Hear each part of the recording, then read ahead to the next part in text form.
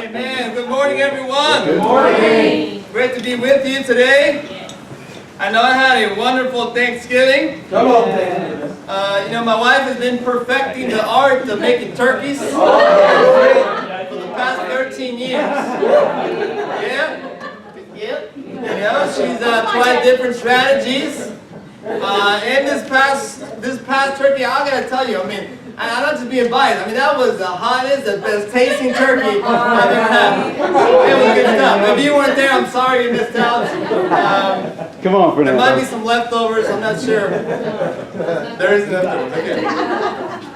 It's so true what Tomataka said about, the day after Thanksgiving. I did that 1 year and 1 year alone because it was a little crazy out there for Black Friday. Yeah. But, they kind of figured things out that people maybe don't want to go to the malls. So they created Cyber Monday, happening tomorrow. Did you know that it's about $3.9 billion in sales just in that one day? The big B, $1 billion. And they estimate that this year alone, it will go up by 11%. Everyone out there will be looking out for the best deal they can get. So as people prepare to spend themselves some money, we got to make sure we prepare our hearts to grow spiritually. Come on. Let's go to Luke chapter 6. Come on, Fernando. That's why I entitled today's sermon, The Best Deal You'll Ever Get. Yes. So this morning I'm going to give you a few tips on how to get that best deal. Come on, Come So Luke chapter 6, Okay, come on. the first tip is you got to plan well or you will be a mess. Luke chapter 6 and in verse 46. Come on, Fernando. Come on, bro. Here Jesus says, "Why do you call me Lord, Lord, and do not do what I say? As for everyone who comes to me and hears my words and puts them into practice, I will show you what they're like. They're like a man building a house who dug down deep and laid the foundation on rock. The flood came, the torrent struck that house but could not shake it. It was well built. The one who hears my words and does not put them into practice is like a man who built a house on the ground without a foundation. The moment the torrent struck that house, it collapsed and its destruction was complete." Jesus comes out swinging in this passage. Yep. Doesn't waste any time to keep it real. We can't say that we are Christians. We can't say that we simply just go to church and don't do what the Bible says. Come on. We can't possibly say that we're honoring God. That kind of life won't stand up against the torrents of this life.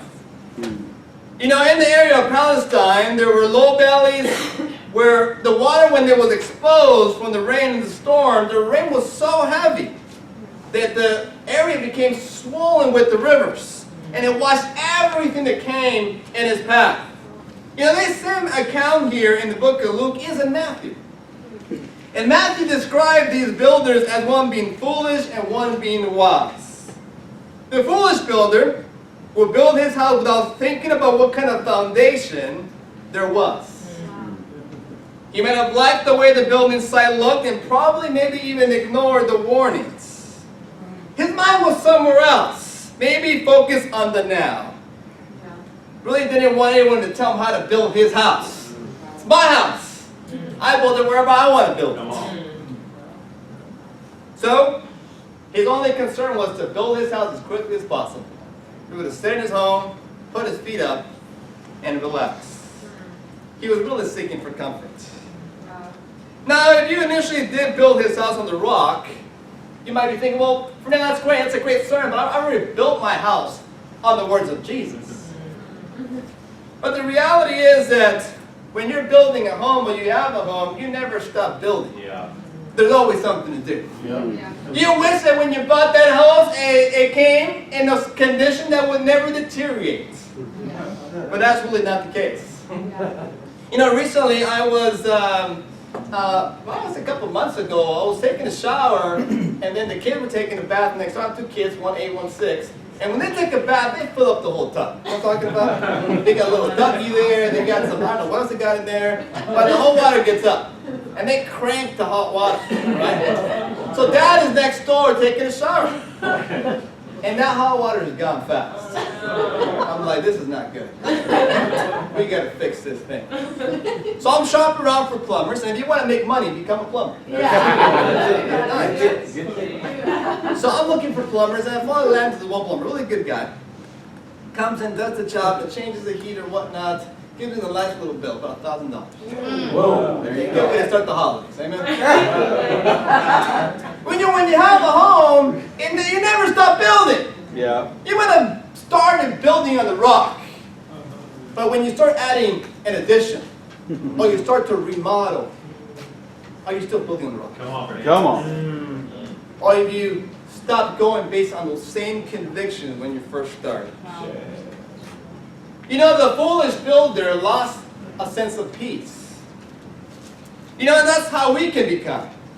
Where we know we're even nervous because we know that we've made some wrong moves and that at any second our house can collapse. And the word foolish in the Greek literally means being dull, being stupid. It's absurd. That's what the word foolish means. You know, I also remember as we were having Thanksgiving dinner over my place, we had the orphans come to our home. Those who don't have family here in Portland, we include ourselves. Yeah, we are orphans.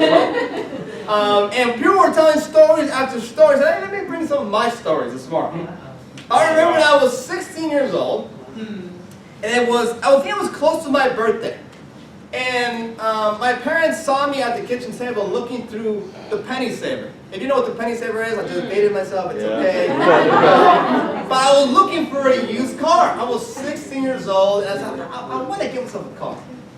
So I was looking, you know, and then one day out of nowhere, my dad comes up and he gives me a box.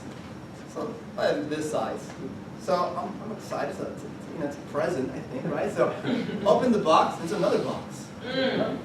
All right, good.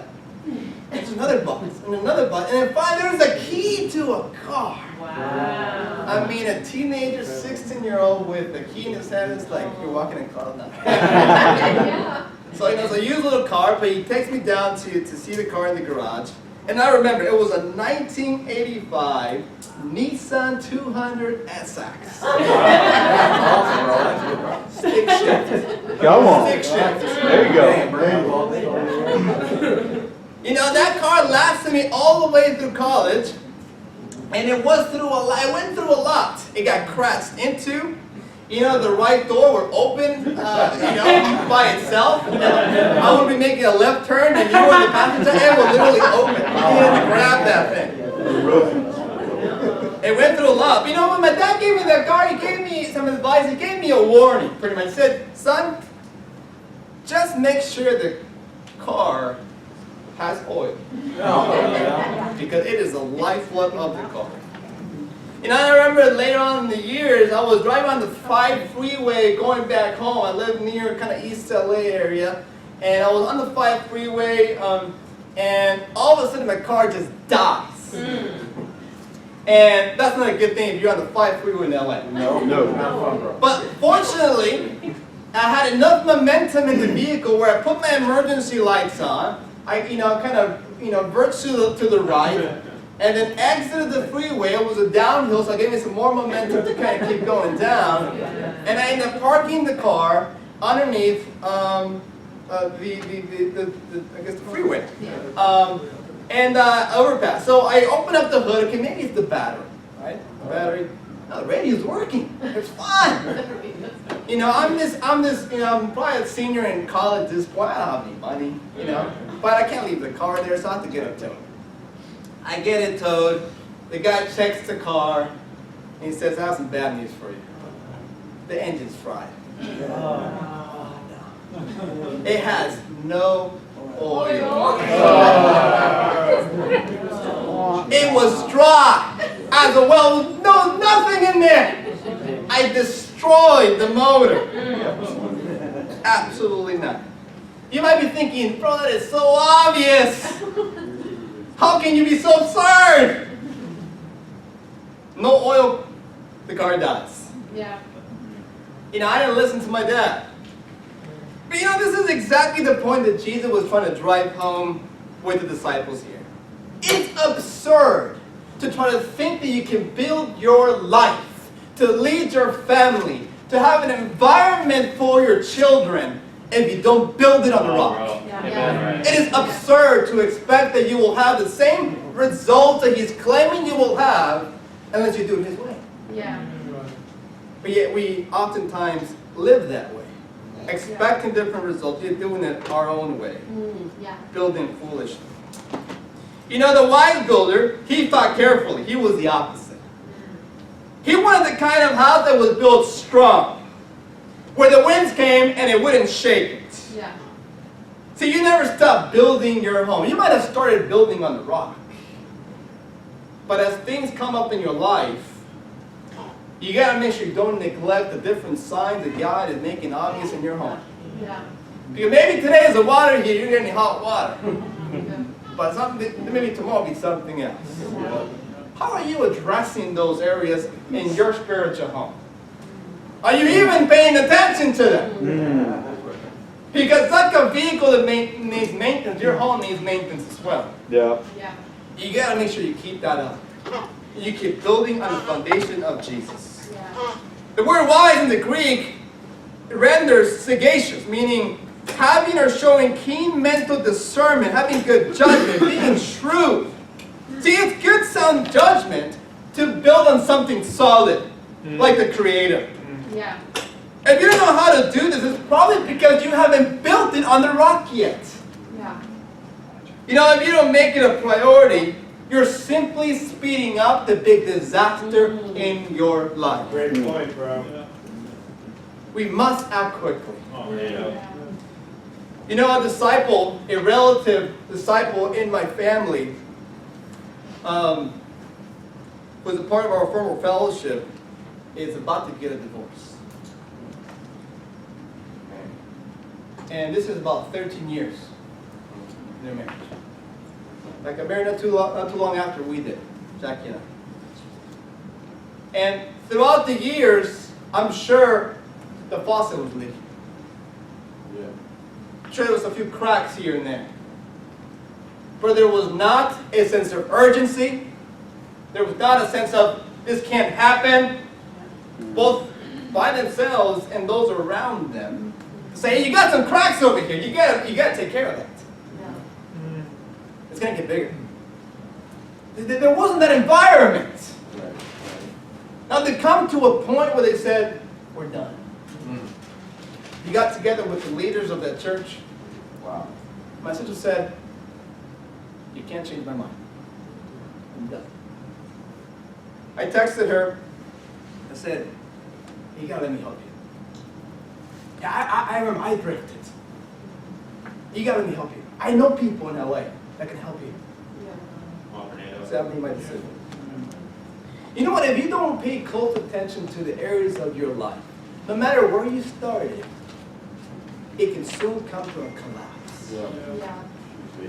That's why it's so encouraging to see men who see a crack here and there and take action. Come on. Like Yeah. Paul. Come on. Yeah. I was so inspired by his communion. Yeah. Yeah. Praying earnestly, saying, God, I want to find you again. Then God presents him with, you know that list when you go to the mechanic? You go in for an oil change? Happened to me yesterday, I went for an oil change and said, all right, so let you know, we did this, you know. And you wonder how much stuff's really real, but amen. Well, I said, all right, well, you got to flush that, flush it. Yeah, flush it, you know. He said, look, you know, you don't flush this, you know, it's because it costs you more to, you know, this thing. I'm like, you know what, I've burned the motor before. Flush the thing. Are you ready for God to come up with a list? Say, you know what, there's some areas in that you got to work on. Come on.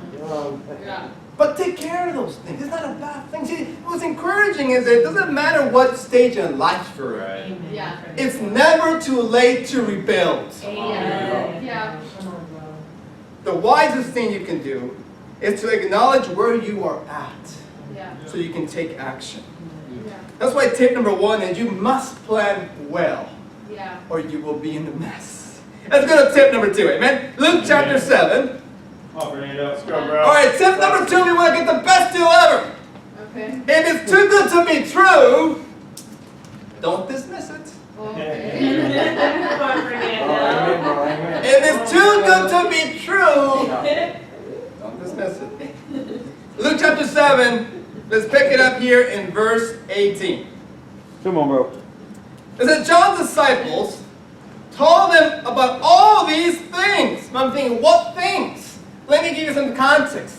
So Jesus here, prior to this situation, he had raised to life the son of a widow.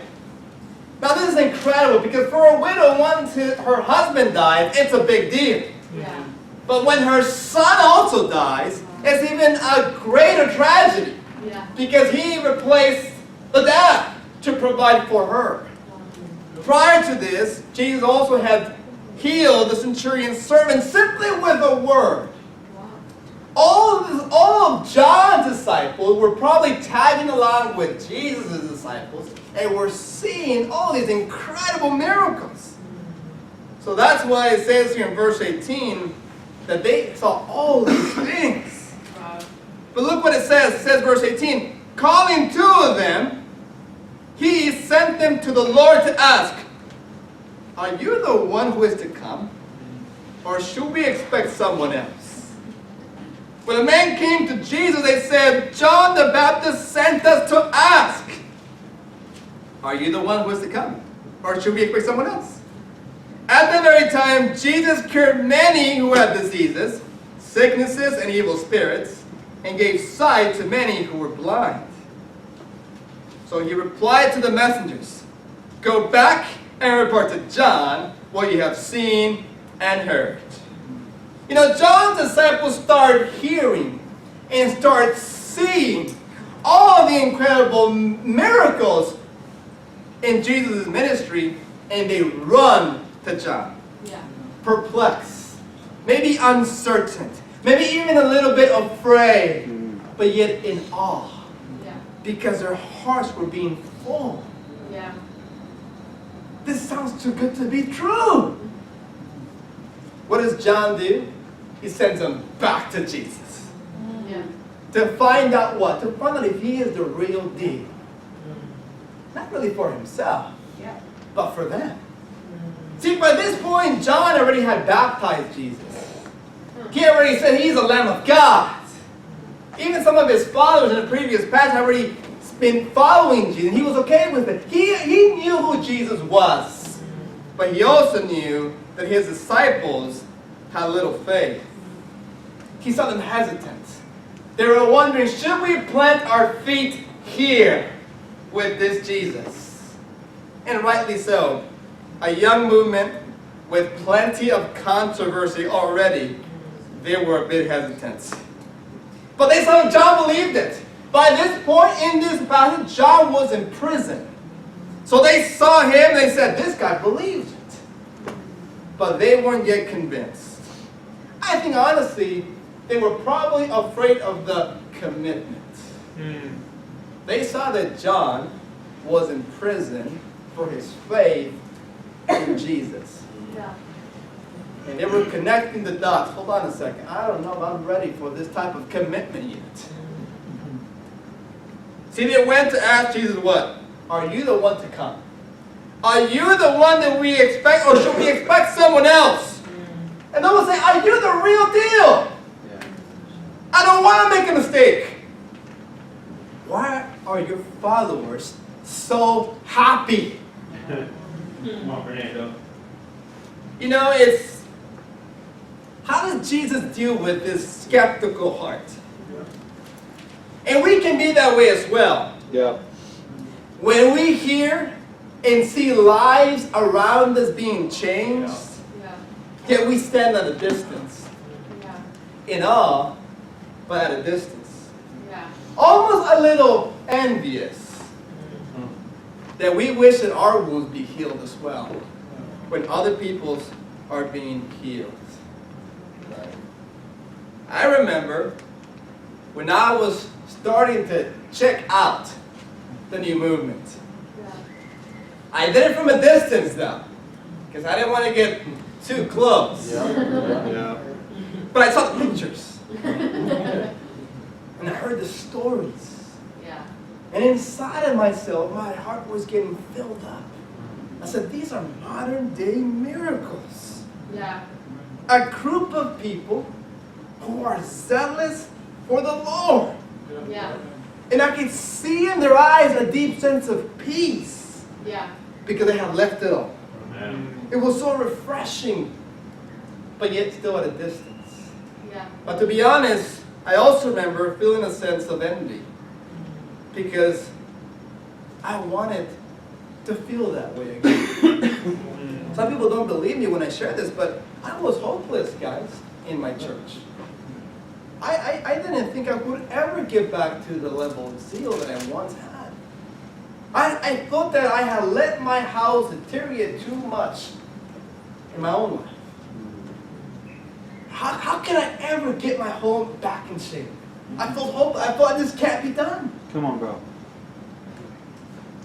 So I saw the pictures and I saw it and I was just amazed. I said, man, I wish I had that. But how does Jesus address their skepticism, which really was a lack of faith? He doesn't.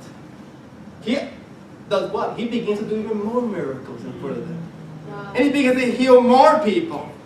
He wants to show them what he really is all about. And this is exactly what I discovered. A group of people who are passionate about saving and helping this hurting world. Come on. See, John knew that he could give them 100 reasons why they should join Jesus. But that was not going to be what they needed to do. They needed to go see it. They needed to go hear it. They needed to get up close and get involved and see his heart. He knew that if they took that step of faith, they would quickly validate their concerns by the fruit. Yeah.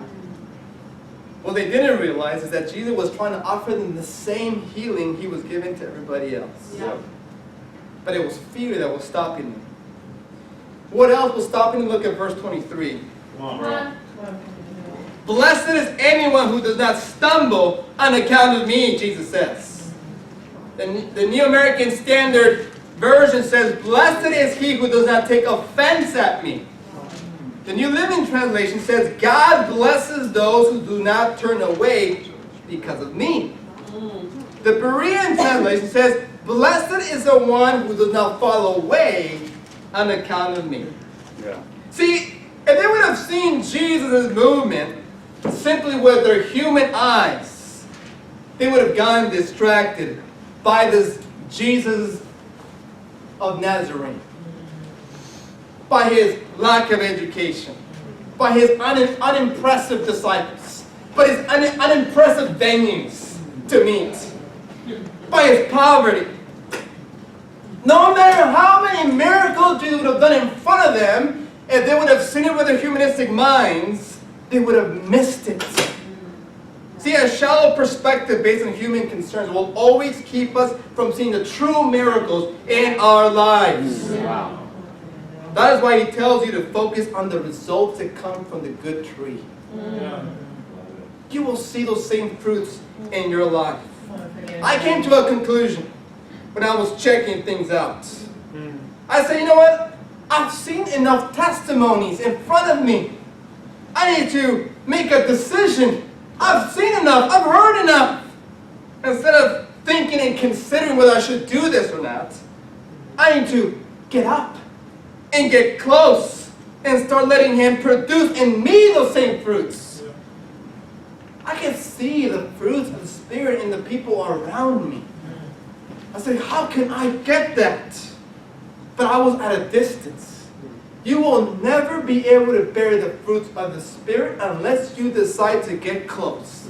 Yeah. You gotta go to Jesus. And you gotta be up and close. You gotta be in his face and say, Jesus, if that's what your faith is said, are you the real deal? Amen. Come on, Fernando. And let him start showing you the miracles. On that spot, it says. At the very time, he said. He didn't wait, he didn't delay, he started acting quickly. Yeah. I started seeing that in my life when I came back. All of a sudden I was in Bible studies again. Yeah. All of a sudden someone was asking me how I was doing. That hadn't happened in a long time. Come on, bro. I was starting to see miracles in my own life again. Come on, Fernando. So you got to realize that you got to make sure you're not worshiping at a distance. Yeah. That, you know what, it might seem it's too good to be true for those around you, but don't dismiss it. It can be for you as well. Yeah. Yeah. Yeah. We cannot let fear, doubt, or insecurity stop us from making righteous decisions. What are you waiting for? How bad does it need to get in your life for you to say, you know what, I'm going to go straight to Jesus, and I'm going to stay there, and I'm going to stay there close. Don't let the critics of your mind or elsewhere prevent you from acknowledging what's in front of you. Yeah. The fruit is enough testimony of the validity of that tree. Yeah. It is producing. It is changing people's lives. It is strengthening marriages. Yeah. You got to jump in and see the miracles that He wants to do in your life. Yeah. Yeah. You got to make a decision today. Yeah. We got a month left of this year. It's crazy, I know. Yeah. Wow. I don't know how your year is gone. It doesn't really matter. And it didn't matter how bad the year of those two disciples of John. They had one decision. Am I going to jump in head first or not? Yeah. You got to do that. At one point you did. At one point you said, this is it. I've landed. I am home, baby. And I'm here to stay. I'm here to give my whole. You made that decision. Yeah. Yeah. But somewhere along the way, you drifted. You got to first acknowledge it. Say, you know what? Okay, I'm drifting. Now it's, let me go close. And let me stay there close. And you will start seeing the miracles again in your life. Right. It is not over. Come on. It is time to rebuild in our hearts. Yeah. That's why tip number 2 is, if it's too good to be true, don't dismiss it. Because it is true. It is real. And it can be in your life. Amen. Let's go to John 15. Come on, Come on, bro. We're with you, Fernando.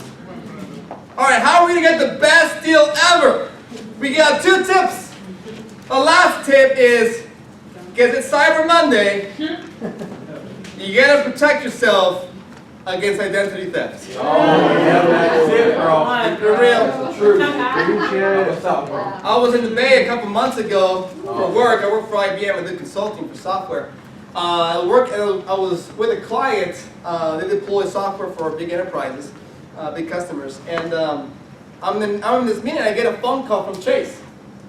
And then a call from your bank. It's not to tell you get a lot of money deposited. You know what? We just feel like giving you some of our revenue. Just give it to you. There's usually something wrong. Pick up the phone. Hi, this is Chase Fraud. Yeah, what's up? Yeah, you know, we saw some transactions here in Wyoming. I'm in the Bay, in San Francisco.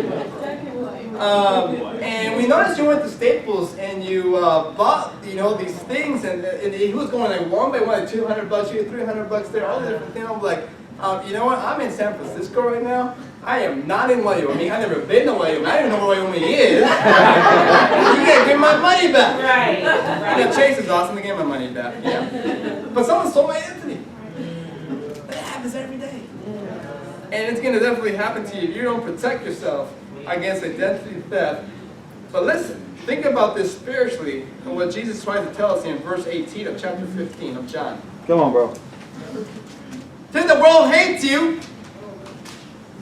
keep in mind that they hated me first. Amen. Take encouragement. Verse 19. If you belong to the world, it will love you as its own. As it is, you do not belong to the world, but I have chosen you out of the world. That is why the world hates you. See, Jesus is helping to remind us that the world should no longer define who you are. Amen. We were out having lunch with the kids on Friday or Saturday. Went to Mod Pizza. Good as Mod, like Mod. We're getting out. It's pretty chilly. You know, we're from California. So Yeah, come on, California. We need some heat. We need some sun, right? man. So we're always wearing sweaters. That's right. Or we're wearing jackets. It's true, bro. So the kids don't have jackets. The kids put jackets on. So, you know, my daughter, Andrea, she gets her jacket. She has a pink, it's a Phil Puffy jacket. But it's warm. But she's getting out of the vehicle. She doesn't want to put it on. I'm like, honey, put the jacket on. It's cold. You know? And she said, no, I don't want to put it on. Why don't you put it on? People make fun of me. Fun of you. Okay. Tell me about it. What happened? Well, someone, like, you know, at school, they made fun of me because, you know, they say I look puffy. And, you know, but she's 8 years old. In the world already wants to define for her who she should be. I said, Andrea, you see this green sweater? I had a green sweater on. I love my green sweater. I said, it doesn't matter who doesn't like my green sweater. I like my green sweater. That's I'm going to wear my green sweater. That's right. So you put that pink puffy jacket on and be fired up for Jesus. Come on, bro.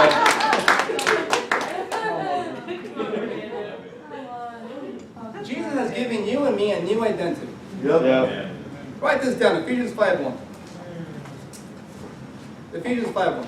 It says, follow God's example, therefore, as dearly loved children, and walk in the way of love.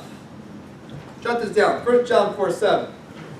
Dear friends, let us love one another, for love comes from God. Everyone who loves has been born of God and knows God. See, the world wants to change you to be a taker.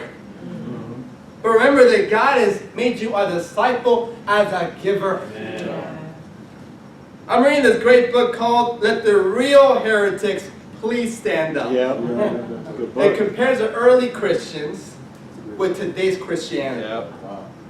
Come on. And these writings of our early brothers and sisters exist today. And there's one in particular, two in particular I wanted to share with you. One of them is my brother Justin Martyr. Let me give you a little background about him. He was a young philosopher who was on a journey to find truth. Here's a quote from him. I realized that Christianity was the only true and worthwhile philosophy. So after he became a disciple, he devoted his life to helping educated and uneducated Romans understand the meaning of Christianity. In the end, he was arrested, but choosing to die versus denounce Christ, he was executed. This is around 165 AD. This is a real, true disciple of Jesus. It's our lineage. Here's another one. Oh, but here's something he said too. Check it out. This his actual writing. He says, we who used to value the acquisition of wealth and possessions more than anything else now bring what we have into a common fund and share it with anyone who needs it. Wow. That's what they did back then.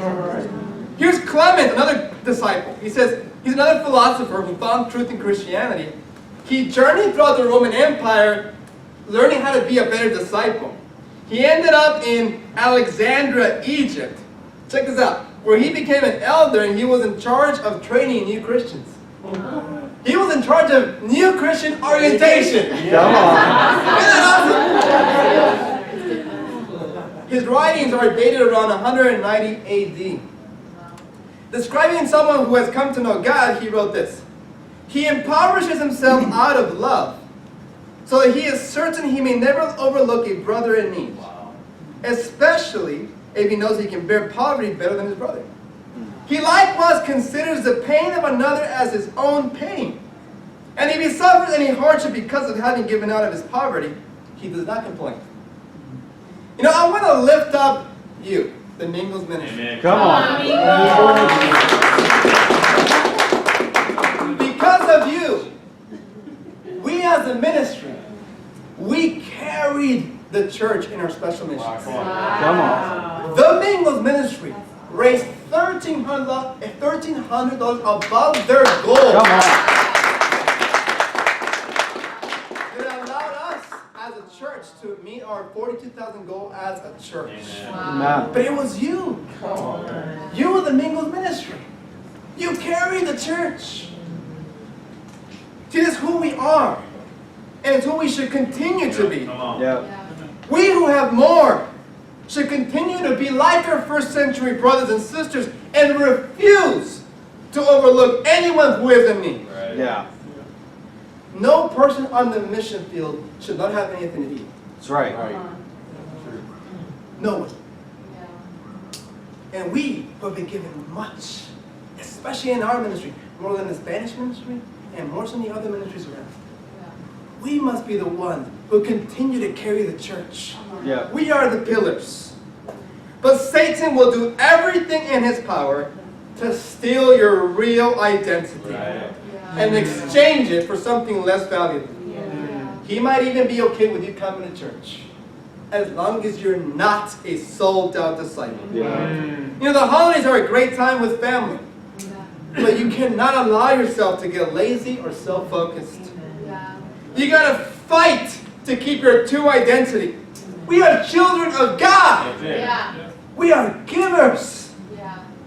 It takes giving to love. It takes effort. It takes energy. It takes time. It takes resources. We are givers. We're children of God. See, when we're not busy in the mission field here in Portland, saving more singles and marrieds, when we're not busy helping our brother who might be in physical need or spiritual need, our zeal gets sucked dry. Yeah. And that motor begins to not work. We were designed to love. That's why it says, imitate me, God says. He's passionate about that. He understands we will die inside and we stop giving. You know, starting this week, I'm excited because the married men of the Mingles Ministry of the Portland International Christian Church, we are going to refuse to let Satan change our identity. Come on, bro. Now, Paul has a leg up on us. He started this book. But it's called Dare to Love. The married men of the Mingles Ministry are going to read this book in the next month. And we're going to equip ourselves. We're going to surround ourselves with God's Word, and it gives us a daily challenge on how it can dare us to love our wives more deeply. Come on. So we're excited about it. Come on, so you get, brothers, get ready. You're going to be dared to love. Come on. And at the end of this, your wife's going to be like, who in the world? This is amazing. Let's do this 40 more days. 50 more days. Remember, we're not in the world. We must refuse to be takers. In the next month, make this your the best month in your walk with God. Yes. The year doesn't begin on January 1st. It begins when you decide. Let's make this a fruitful month. Amen. Come on. You know, there's a U.S. daily suicide average from 1999 to 2013. The average for December is about 85 people take their life in the month of December. Wow. Month of January goes up to 92. But there's a myth out there that during the holidays it goes up. Is that really the case? What it is actually goes higher all the other months. That tells you that the need is abundant.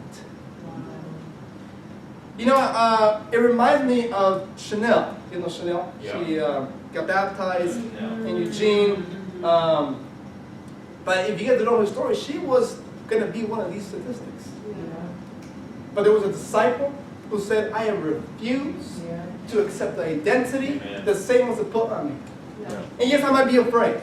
And yes, I might be tired from my day. But I'm going to give and love this woman, and I'm going to share my faith. And now she's our sister.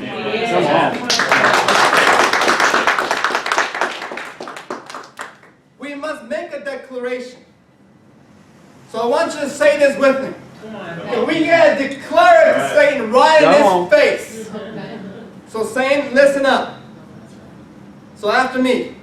Satan, you will not steal my identity. You will not steal my identity. I am a child of God. I am a child of God. And I refuse And I refuse not to give to others. not to give to others. Let's close in 1 John chapter 1. Come on, bro. Fernando. Today, you've been given the tips on how to get the best deal out there. Okay. And in closing in 1 John chapter 1, you and I have seen and heard a lot. And John felt the same way in verse 3. It says, we proclaim to you what we have seen and heard, so that you also may have fellowship with us. And our fellowship is with the Father and with His Son, Jesus Christ. We write this to make our joy complete. Brothers and sisters, we have the best deal we can ever get in Jesus. Yeah. Just don't get off that rock Yeah. and start building elsewhere. Yeah. Now, if you haven't built your house on the rock yet, don't delay the miracles that He wants to do in your life. He is the real deal. He is worth the investment. Yeah. He's worth the priority. Yeah. And last and certainly not least, live out the declaration we just made. Let's be givers. Let's live out our true identity as children of God. I love you guys. Amen.